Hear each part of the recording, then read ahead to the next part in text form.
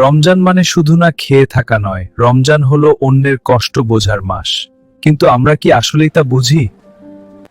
আমি তো বাসায় গিয়ে রাজকীয় ইফতার করব, কিন্তু এই মানুষগুলোর কি হবে? ইফতারটা আমরা একসাথেই করি। চাচা, অর্ধেক ইফতার নিন। ধন্যবাদ বাবা। হ্যাঁ বাবা, বসো। ওয়াও, অনেক মজা। এই নিন, একসাথে ভাগ করে খাই। মসজিদ থেকে আজানের ধ্বনি ভেসে আসছে। রহমত চাচা, পানি খেয়ে রোজা ভাঙলাম। হ্যাঁ আরিফ, আল্লাহ তোমার ভালো করুক। আমারও খুব ভালো লাগছে। অন্যকে খাইয়ে যে তৃপ্তি পাওয়া যায় তা একা খাওয়ার মধ্যে নেই, ভাগ করে নেওয়াতেই আসল আনন্দ।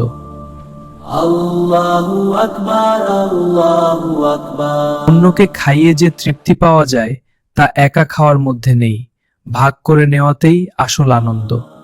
আলহামদুলিল্লাহ। হ্যাঁ দাদু। আল্লাহু আকবার।